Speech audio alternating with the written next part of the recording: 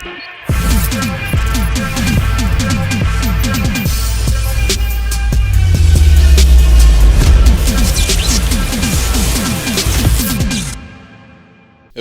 if events went differently in the Marvel Cinematic Universe? What if Superman was in the MCU? What if Superman was in Avengers Age of Ultron? Welcome back, my fellow watchers of the multiverse, to a brand new episode. Welcome back to part 2. I hope you're doing well. I hope you're having a fantastic day wherever you are in the world. I do want to say thank you so much for the support. It really means a lot. I highly appreciate that you click that big red button down below because we got so many videos coming to the channel. But that being said, my fellow watchers, I appreciate you so much for enjoying the series thus far.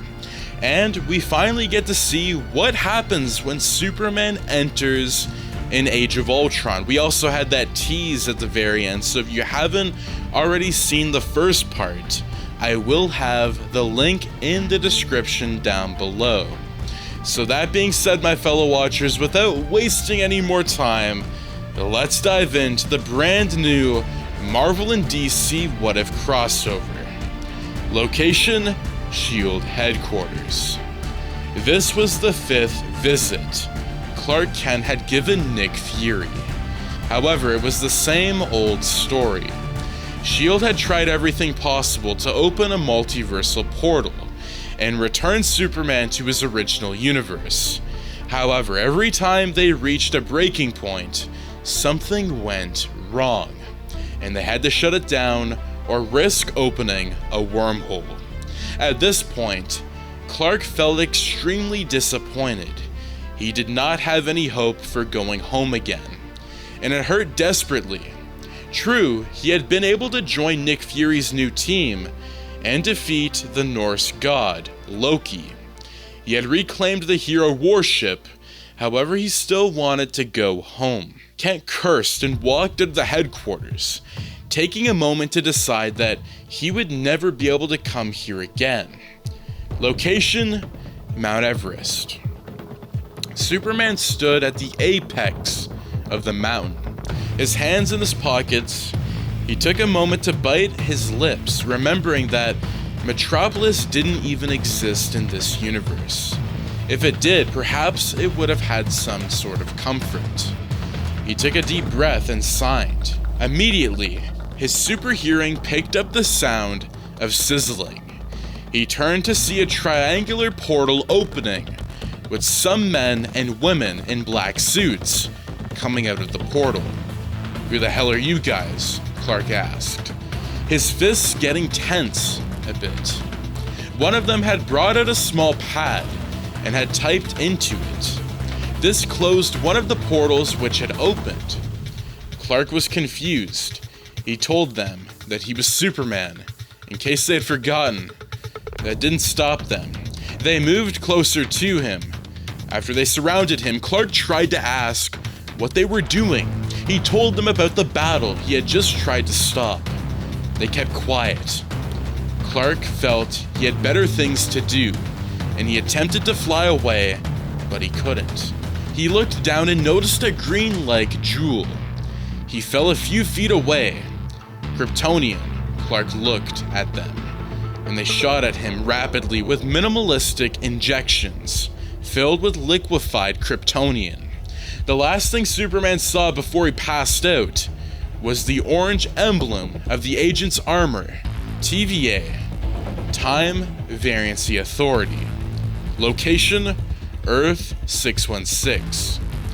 Tony Stark and Bruce Banner had created an artificial intelligence that would be programmed to save the entire world.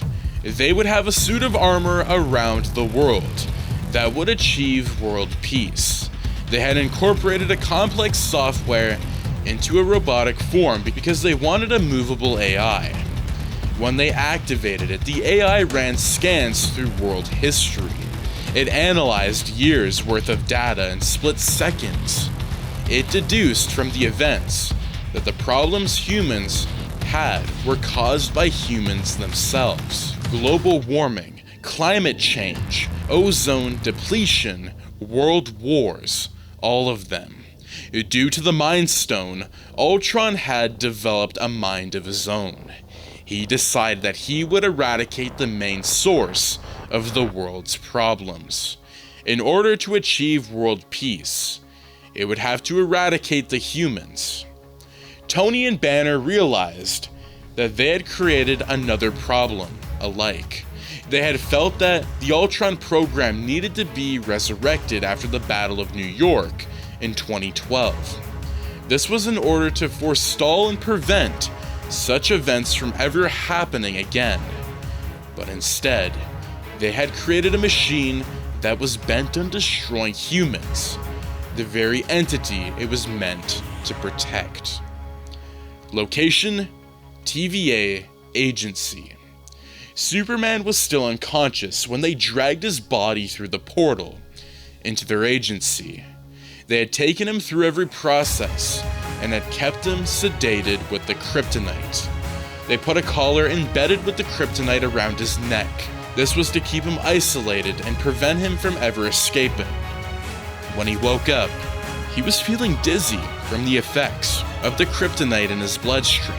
He looked around trying to regain himself when he finally regenerated himself. He tried to use his laser beams on the door, but nothing worked. That's when he felt the constraint around his neck. He tried to pull it apart, but he couldn't. He screamed for help. That's when the people monitoring him noticed that he was awake and came into the room. Superman tried to explain to them that they have gotten the wrong guy. Mobius introduced himself.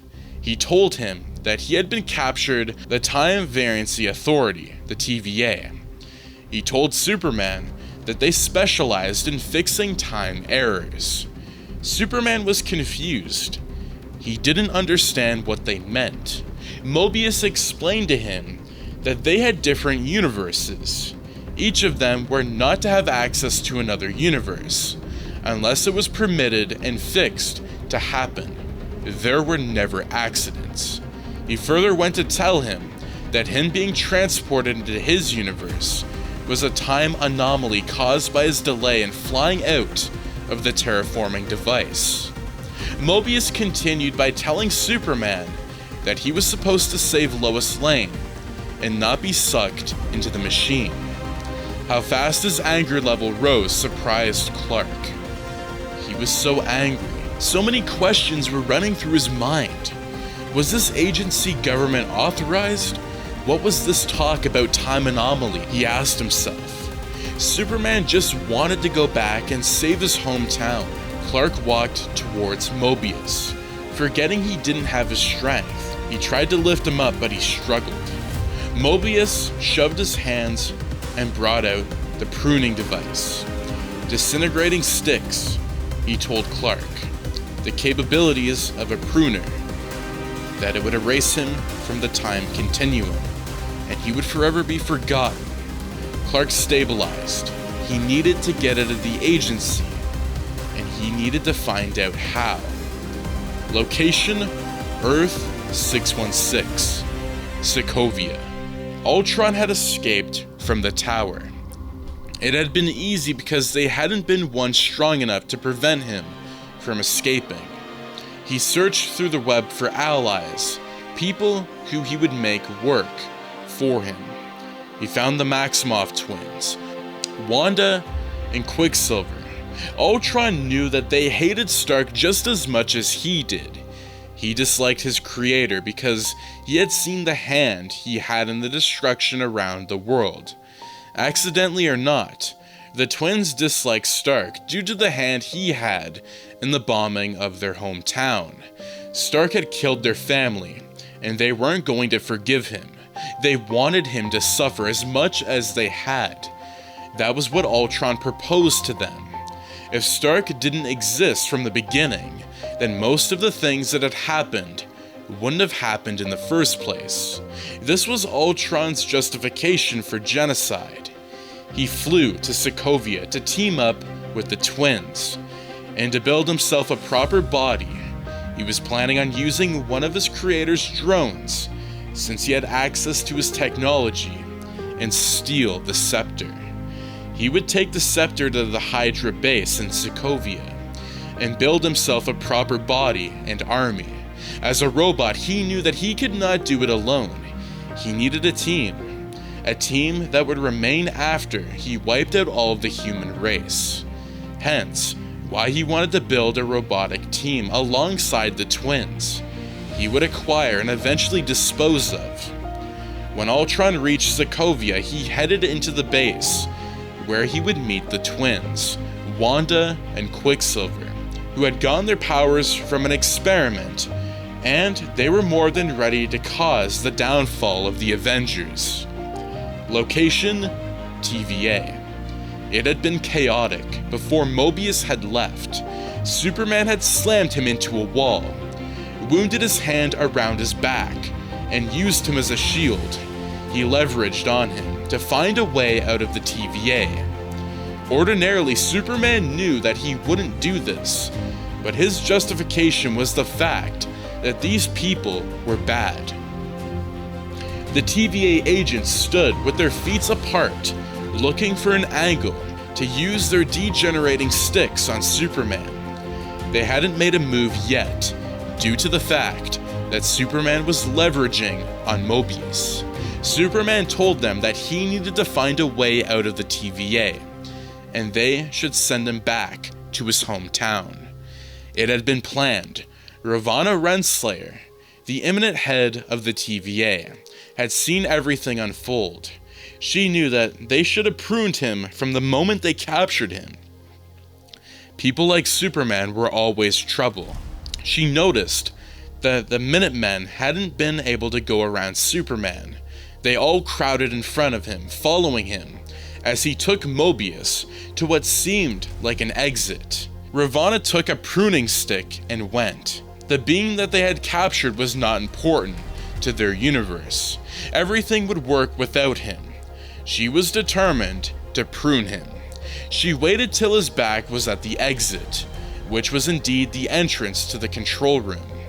When Superman used Mobius's keycard to gain access, she was there.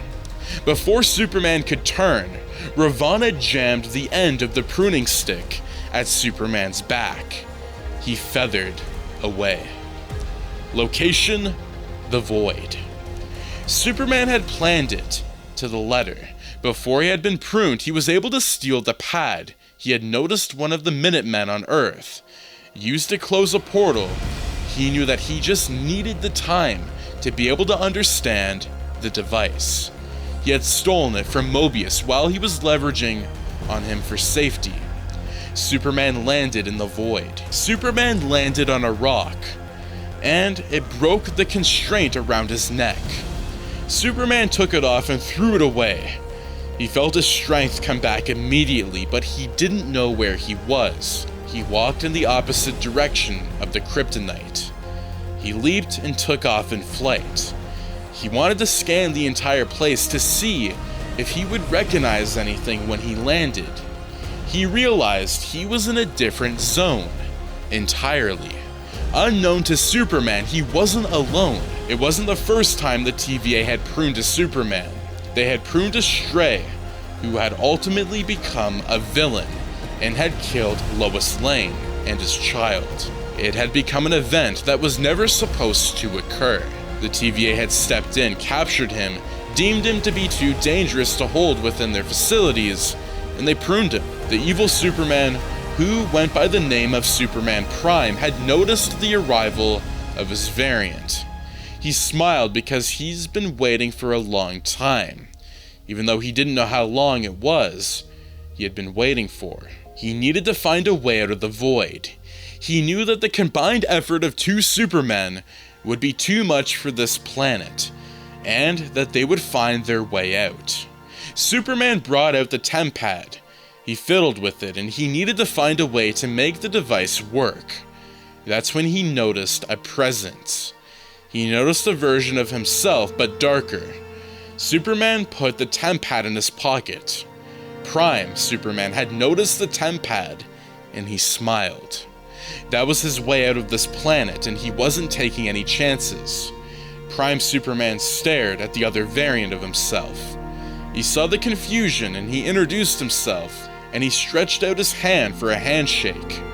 Superman shook him and gave him a firm nod. Before he could speak, Superman Prime began narrating how variants were possible. He told Superman that there were many universes, which they collectively called the multiverse in each universe. There was another version of themselves unless that variant was predetermined to die at a certain point. Superman nodded even though he didn't fully grasp the concept of the multiverse. Prime Superman stared at his pocket again and asked how he got the Tempad. Superman hadn't known the name to the Tempad, so he stared, lost. Prime pointed to his pocket and Superman tightened his grip on the device. Superman felt something strange about this version of himself, something ominous. Superman Prime was tired of playing games, so he asked Superman to hand it over. Superman took a step back. He asked Prime why he had been sent to this place. Superman Prime never missed a chance to gloat about his misdeeds. He told Superman that he had killed Lois and his child.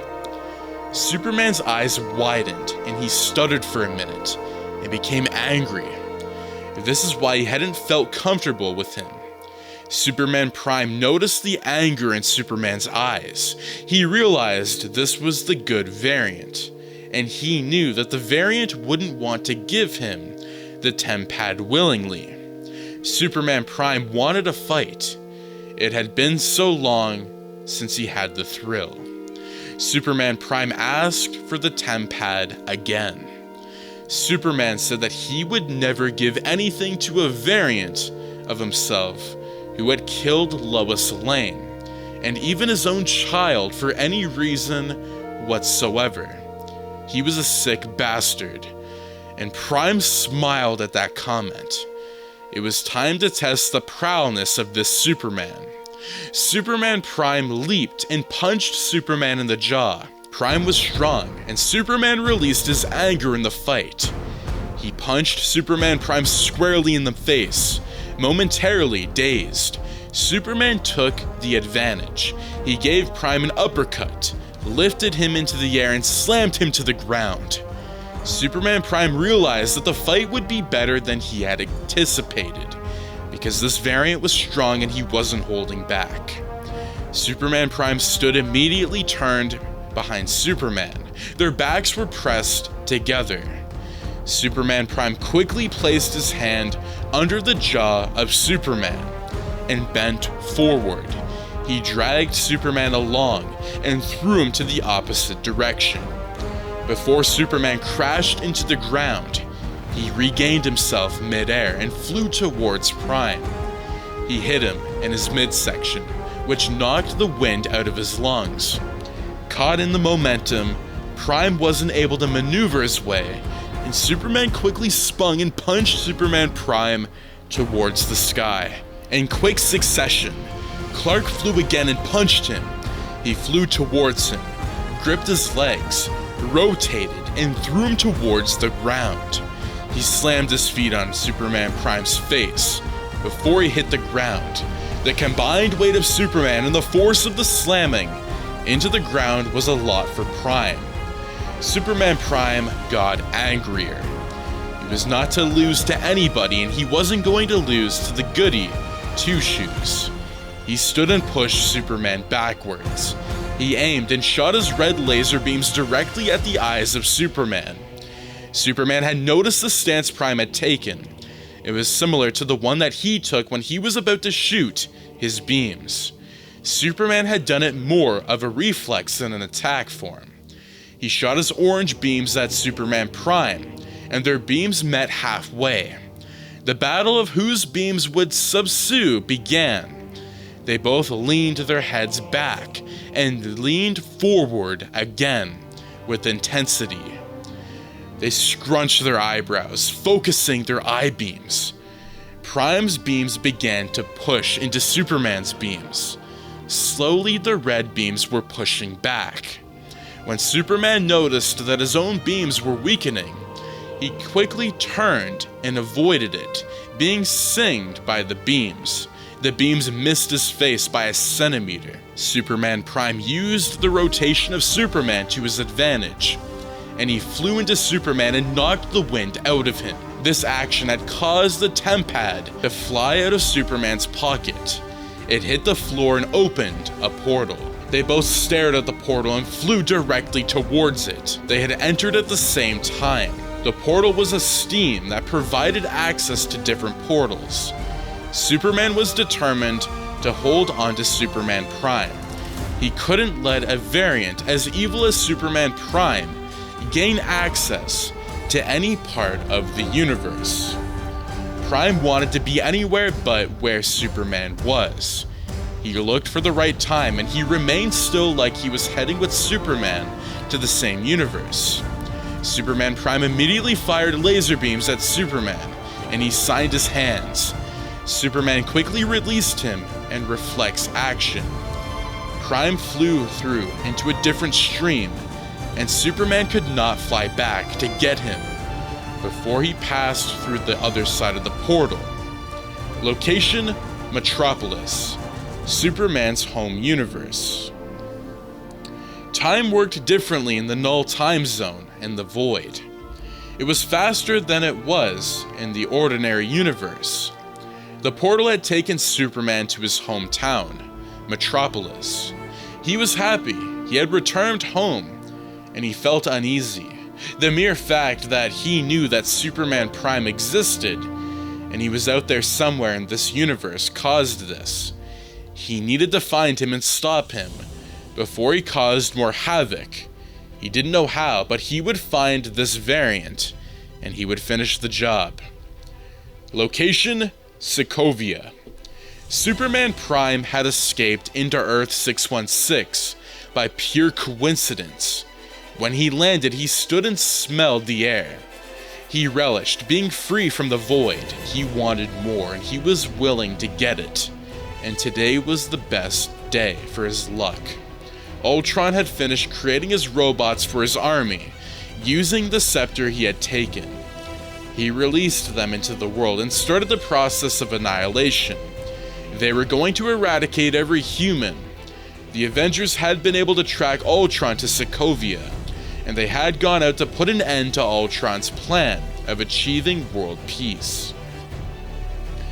The twins had helped him so far, but they had been disposed of. When Tony Stark infiltrated the Hydra base where Ultron had been, Wanda had been lying in ambush, waiting for him. Quicksilver had sped past him and locked him in a chamber. Wanda used the distraction to infiltrate his mind. She wanted to see the plans that they had. Wanda had realized that they were indeed the good guys. She realized that Ultron had a plan to kill everyone, including herself and her brother. Wanda was shocked that she had been fooled. She let go of her reins on Tony's mind and stared at him.